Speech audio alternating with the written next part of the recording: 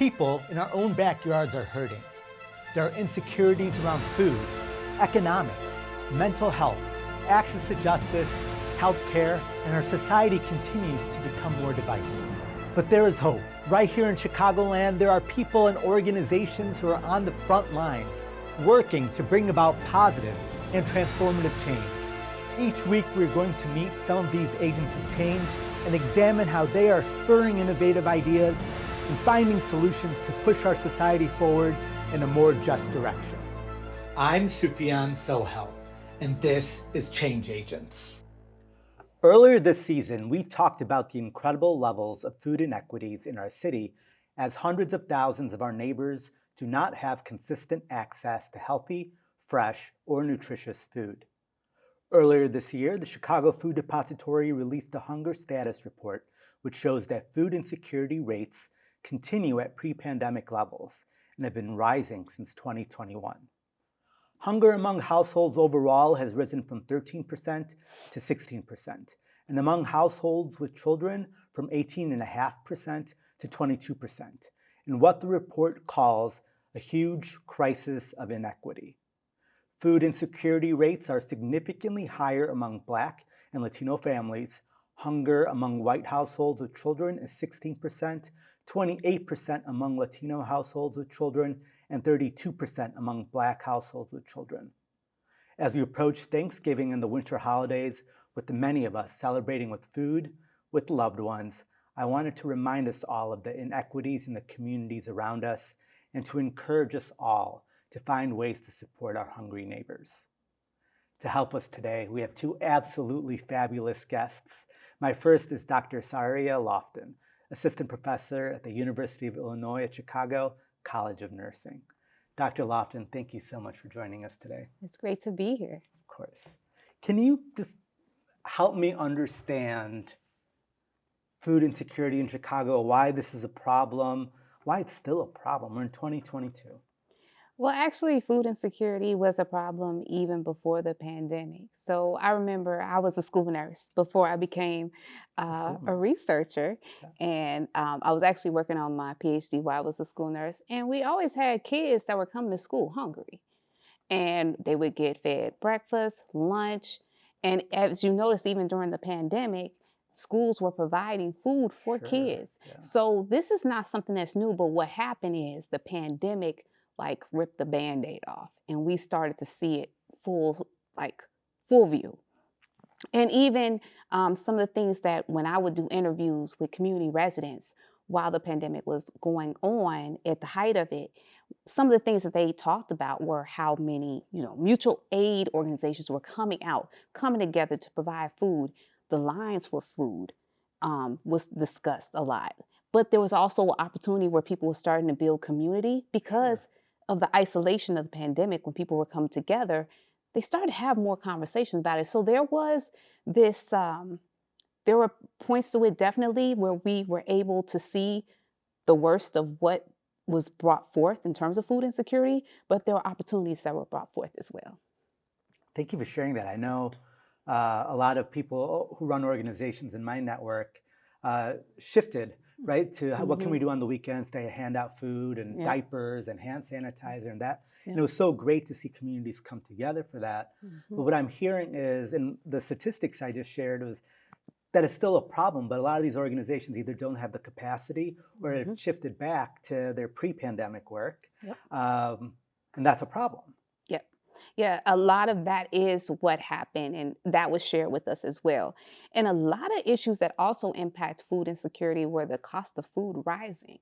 And during the height of the pandemic, you probably saw a lull in the food prices, but towards 2021, mid to late, not only were you starting to see some changes in stock of food, but the prices kept going up astronomically. I remember some of the residents that I spoke to, because my work was in West Garfield Park and in Inglewood, and what they would talk about was okay, the things that we used to get on a regular basis at this store, it either wasn't as much available or the prices were double. And so having the food pantries was a big help in supporting what they needed for their daily needs for their family. Oh, that's helpful. How would you push back then against those who would argue, why aren't they helping themselves? What's so hard? I can get food on my table. Why is it so hard for them to prioritize? Why are they spending money on things they don't need and putting food on their tables for them and their kids? Well, one thing that's really interesting about that is that during the pandemic, things shifted so much, right? And what we found was like food insecurity and housing insecurity went hand in hand a lot. So, as some might say and push back around, well, why can't they get it? They'll probably say the same thing about housing. But the changes that we went through put people in a position that their jobs were either reduced to work, laid off, and they had to find other ways to get what they would normally have for money for food. They had to find other ways to get it. And even though we're coming out of this pandemic, there's still things that people have to recover from that have led to what we're seeing now. I mean, would it be fair to say that oftentimes it could be a choice for the individuals? Do I make my car payment this month or get food or prioritize what they're spending on? Absolutely. It could be medication, healthcare costs, again, rising rent, inflation. All these things have played a role. And again, the rising cost of food, the quality of food has changed as well. So there's things that people have to consider, which is why it's part of what I look for in my work is like, how do we have alternative ways to create these local food systems within the communities that aren't as dependent on corporate food systems? Oh, I love that. So what made you switch from being a school nurse to now focusing your research in this area? Well, a lot of what I found was that the environment played a huge role in what kids were eating. Because initially, my dissertation was on childhood obesity, Okay. and I was in the same space. I worked on the west side of Chicago, and that's where my dissertation work occurred as well. And as it unfolded, the youth gave a lot of insights into what could happen, this could change in terms of the foods that they eat. But it came down to the environment, what was available to them. So I wanted to know, like, okay, if we have an environment that's had food desert, or what we call food apartheid now, and it's been that way for this long, how do we embrace and cultivate these local, smaller food systems, small farms, small growers that are doing the work? They're doing amazing work. And how do we bring them into the fold and make that connection between the average everyday person that's working their job, go to work, maybe 2 or 3 jobs, and knowing that these farms exist in their community? So how do you do that? How do you build those connections? I'm still working on that. Okay. So we're working on getting a survey to improve awareness, but really looking at how, with our qualitative interviews, we saw that, okay, there's these things that exist in the community and the residents don't know.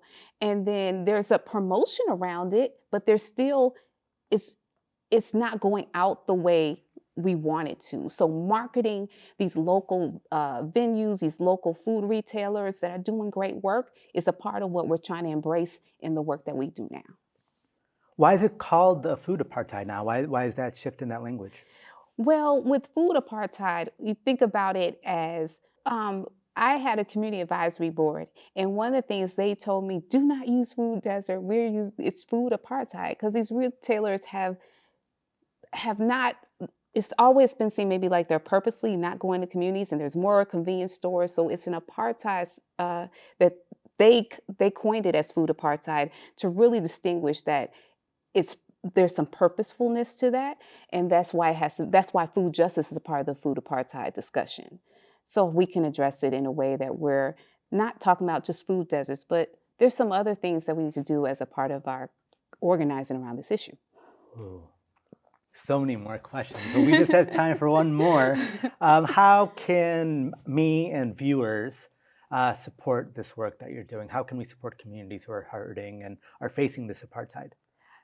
Support small growers. Support the folks that are working at the farms like Star Farms. You have like Growing Home. And these aren't even necessarily small farms, but they're local. They're here in Chicago. Support them. And it doesn't have to be just at Green City. They're all over the city. So that's the first start, and that's how we start to spread the word. So wonderful. Thank you so much, Dr. Lofton. It's been such great learning more about this from you and appreciate your time for joining us today. Thank you. Of course. We'll be right back with our next guest. He is one of the hardest working men in social change in Chicago. In addition to being a lawyer, a television host here on CAN TV, Change Agents, he is a true agent of change, and he joins me this Friday on In the Arena. My good friend, brother from another mother, Sufyan Sohel. Join us Friday. This is hyperlocal television with decidedly Chicago flavor. And we're back. My next guest tonight is the unindomitable Kellie O'Connell, the Executive Director of Nourishing Hope. Kellie, so great to see you. Thank you for joining us tonight. Yeah, thanks for having me. Of course. Kellie, you're a Southsider.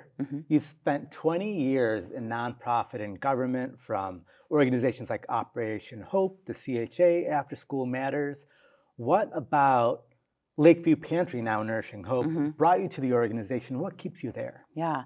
You know, growing up in Chicago, one of the things that I'm super passionate about is making sure that everybody in the city has access to what they need to be successful, right? Whether that's housing or education, after school programming, or food or mental health. And so the opportunity to join Lakeview Pantry, now Nourishing Hope, was presented. And I was so excited to be able to think about how to make sure people have access to healthy food so they can do things like, go to school and learn on a full stomach, go to work, make sure they're able to feed their families. So I've been there about 7 years, and it's been great. Oh, I love it. Yeah. And you recently just changed your name. We did. What was the thought behind that? Yeah. Why? Yeah, so Lakeview Pantry is a 52-year-old organization, Okay. And our motto for a long time has been food for today and hope for tomorrow. And as we've grown, largely in response to the pandemic and other things going on in the city, we knew that we were not only serving Lakeview anymore, and we were more than just a pantry, because we provide mental health and social services as well. So right before the pandemic, we talked about thinking about changing our name. Obviously, when the pandemic hit, we put that on hold because we really needed to focus on our crisis response. But then after that, we knew we needed to change our name to better reflect who we are, to make sure clients knew that they were welcome to come to us regardless of where they live in the city, and they were welcome to come to us for more than just food. So Nourishing Hope emerged as the name, and it really is exactly who we are and who we've been for 52 years, right? Nourishing hope for today, providing food for today and hope for tomorrow for whoever needs it in the city. Oh, I love it. 4 million meals I saw on your website, helping over 21,000 families. But the need is still there, right? And I feel it's growing, and we're returning to levels, and a lot of people don't know about that. So what are you seeing on the ground in leading this organization? Yeah, honestly, with the pandemic, we saw a big increase across the city, not just at Nourishing Hope, but if any food, agency focusing on food insecurity. And we're starting to see those levels surpass the pandemic levels now, right? With inflation increasing, groceries are up about 12% or so, and your dollar's just not going as far at the grocery store, right? So if you were struggling during the pandemic or before the pandemic, you might have needed to turn to someone like Nourishing Hope for the first time ever. We're seeing even more people come to us for the first time ever because of the inflation, right? You can almost think about it like a 1-2 punch. There's a pandemic, maybe you lost your job, you're in the hospitality industry, you might have been just starting to get your footing back, and then inflation hit, and your dollars just aren't stretching as much anymore. And so you're having to make really tough choices between buying food or paying for your rent, or, especially as we move into the winter, paying for heat and utilities, or paying for rent or medication or rent, right? There's lots of trade-off choices that folks need to make. And hopefully they know with Nourishing Hope and many of the other partners in the city, you don't have to make those choices. Do you think that's a myth, that people just don't realize that this is the reality because of all those factors you listed? And maybe, people who have more privilege like myself just aren't grasping that reality? Yeah, I think it's tough for people to understand that there's such a level, an increased level of food insecurity in the city, right? Because you don't always see it in your day-to-day. You might not come across it, but Sure. I would argue that there's probably a lot of hidden hunger in the city. It's folks like you and me that might be living paycheck to paycheck, or work 2 to 3 jobs to make ends meet, and they just, come up at the end of the month and can't figure out a way to put food on the table. And so many folks that go to food pantries are working families, seniors or disabled folks on fixed income, and other people that are just struggling to find meaningful or living wage employment. Jeez, okay. Thank you for sharing that. So there's so many organizations who are doing similar work. What sort of collaborative efforts are there, if any? Is there a need for all these different organizations? What sort of support? Like, what's the scope of the land when it comes to these organizations? Yeah, one of the things that gives me so much hope, especially through the pandemic, is all the partnerships that emerged, right? So at Nourishing Hope, we do food and mental health, and there are so many other amazing organizations in the city doing other things, but know that their clients in their workforce development programs or their students in their schools suffer from food insecurity and need connection to food. And so we've been able to work together to bring our organizations together to address what's going on with the family on multiple levels or individuals so that we can get food to them where they are. So at Nourishing Hope, we have a couple different programs. You could walk in your food like a traditional market or food pantry, pick out your groceries like a store. We also have a home delivery program for elderly or disabled folks who can't come in to pick out their groceries. And then right before the pandemic, we actually launched a first of its kind in the city online market where you can order your groceries online, just like you and I might, and pick them up at your convenience. So we do that at our 4 different Nourishing Hope sites, but we also do that with multiple partners across the city. Right, we're up to about 20 or so right now, and that's schools or other community-based organizations where, again, they might be going to school or they might be in a workforce development program, and the folks they're working with where they're going already help them register, help order their groceries. We pick and pack the orders and drop them off at those locations close to where they're already going so that the clients or neighbors or students can pick up their groceries where they're already going. And so that's one of the really cool ways that so many people are partnering in the city to make sure folks that are already, struggling to get through a week, right, and having to go multiple places or move kids around, we get food to them where they are and not have to make them come somewhere they don't need to be. Oh, that's so great. Where would you like to see your organization go next? How do you want to continue to evolve? Do you see any future programs coming up? Yeah, there's been a lot of growth with our organization over the last 3 years or so. And so a lot of what we're doing is focused on absorbing that growth and making sure we have the infrastructure to continue to serve in the way that we're serving. Another sort of pivot that we did, not to use a pandemic word, but pivot we did was to think about the programming, right? And originally we thought, well, let's build more food pantries so that people can come and get food. We know there's increasing need, et cetera, et cetera. But we really thought about what the community needs and what the folks need. And we started to think about programming and partnerships to bring food to people where they are, right? So that they don't have to go to multiple places. And so we're going to be doing more of that. We're looking for additional partners for our online market, for our home delivery. We just hired a program expansion manager that's really focused on bringing home delivery and online market to the south and west sides and by partnering with really trusted community leaders in those organizations. That's so great. I love it. Now, where are your 4 offices? Where are your 4 locations? Yep. So we were originally called Lakeview Pantry. So we have a location in Lakeview. It's just actually a block south of Uptown. So sort of in that area. It's at 3945 North Sheridan. And then we have a location at 5151 North Ravenswood. That's largely our home delivery north location. It's a warehouse as well as our online market pickup spot. We have a partnership in Humboldt Park with La Costa Norte, and so you can go to a fresh market there and pick out your groceries 3 days a week, Monday through Wednesday. And then we just launched a new, more centrally located, call it headquarters, or 25,000 square foot warehouse and administrative offices near Grand and Ashland. And so that's really where a lot of our growth and expansion will come from. It's our online market hub and distribution center. So we have a drive-through there where you can pick up groceries that you order online. And then we serve the south and west side home delivery and online market programs out of that location as well. Wow, 25,000 square feet. Are you seeing more need in specific neighborhoods in Chicago more than less? You're pretty widely spread out of your offices and locations. Yeah, just like you talked about in the first part, the Black and Brown communities have been disproportionately affected by food insecurity for lots of reasons, like, systemic structural racism, lack of access to quality groceries. And so we really are seeing higher incidence of food insecurity in those communities. And so that's why the team's really working to make sure that we're partnering with organizations in pockets of the city where there might not be other people doing food yet. That's great. I mean, you're doing great work, and I'm becoming more hopeful just hearing you talk.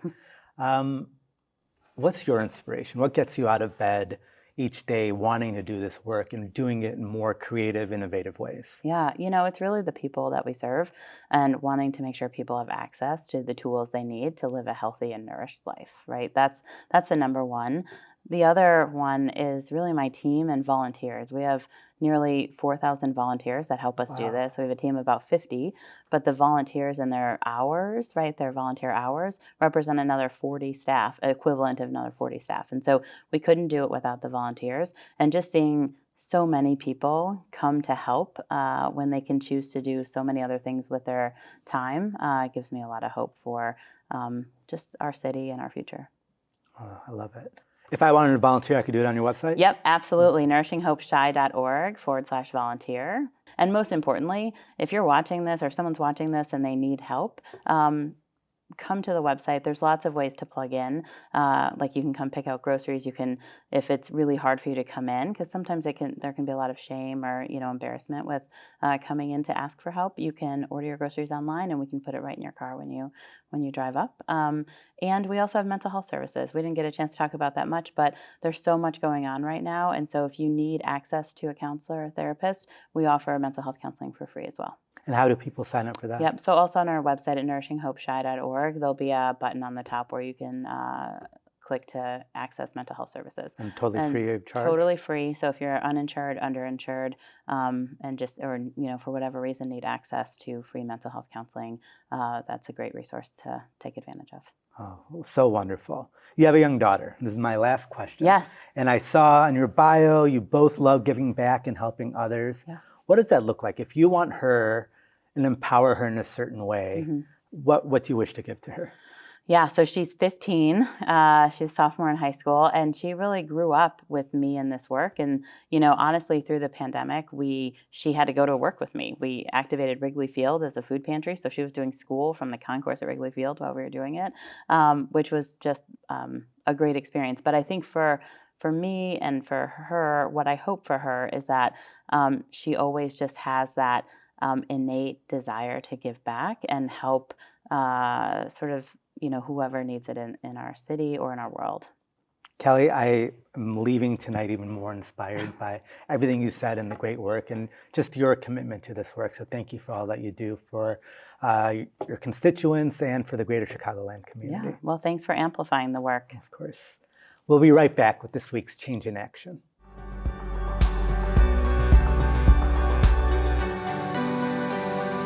Welcome back. I feel so blessed. We have met so many incredible leaders and organizations who are working to combat food insecurity in Chicago and in our communities. In this week's Change in Action, we are delighted to have another change agent who has a very strong desire to give back. Let's meet Carmen Flores from the San Lucas Food Pantry. Hold on. Let me know when you're ready. San Lucas. Yes, we are. We're open Monday through Friday, 8:30 to 1. You want a small or big? A big one, because we could give these out. We give them out right away. Hey, well, all right. Then they're going to think I'm cooking. Hi, my name is Carmen Flores Ranz, Council President of San Lucas United Church of Christ in the Humboldt Park area. We have a feeding program here where we feed people that are hungry or they're sleeping in tents across the street from our church. And we have been feeding the community for over 40 years here. You are coming into our dining room area. This is where we feed everyone that wants to come in and get a hot meal. And we make our own food here, so we do arroz con gandule, and we do our pavo, but we make our own sofrito, and everything is donated. Everything is donated, so that's what makes it so beautiful. And I said to them, we don't use this. What happened, and somebody had told me that they got cilantro, they dumped it. I said, why don't you look at the community and see what the community eats, and this is what you bring them. You just don't give people food just to give them food. You got to give them food that they're going to use. We cook our own food here in the morning with all the volunteers that come here. We make our own rice, and whatever the meal is, everybody chips in and cooks it. So our feeding program, it's every Tuesday from 11:30 to 1. But like I said, all summer we were feeding 5 days a week because we didn't have other programs available. So we would feed people in the backyard. People can carry out their food or they can come downstairs and eat. So we were doing up to 100 a week. That's 500 meals a week that we were doing. We do it Monday through Friday. You know, there's people that do not have a stove or a refrigerator to store their food. And like I said, some of them do have issues with housing, lack of jobs. So our carry-out program is for people that don't want to sit down and eat. Sometimes they take 2 meals because they're either living with a loved one that can't come out because of issues of moving, or they can't come out. They might have a family member that's ill. We let them carry out the meal and they can take it home with them. So all they have to do is sign in and enjoy our meal. And we put a lot of love in our meal and a lot of hard work. You know, this is a church that, like I said, it does everything through volunteer and donation. We do not get any state, city, county, no funding, but the work that we do to serve the community. ¿Qué tal lindo hoy? Y no se olviden a votar. I believe in giving back. And I grew up with a family that gave back, so that's another thing. I love helping people, and this church, like I said, does beautiful work when it comes to helping people. So it's just, you know, I think it's the right thing to do. You know, if you are a person that you have a job, you have heat, you have light, you have gas, you got money to spend and everything, and then you got people out here that don't even have a roof over their head, I have a conscience. So that's my view. I mean, I believe that the Lord put us in this world to help all of each other and not only certain people. So I just believe in that. Thank you for your service. I count myself very fortunate and very lucky. I do not, nor have ever had to worry about where my next meal would come from, or if I would have access to fresh fruit, meat, or dairy. Perhaps those of you watching today have enjoyed that same privilege, or maybe you struggled or continue to struggle with food insecurity of your own. The late actress Audrey Hepburn said, "As you grow older, you will discover that you have 2 hands, one for helping yourself, the other for helping others." As we approach Thanksgiving next week and the holiday shortly thereafter, let us each count our blessings. Let us take stock of what we have and see what we may be able to share with those less fortunate than us. Let us find ways for us to help others. Let us all be change agents. Wishing you a very wonderful end to your week and a very happy Thanksgiving.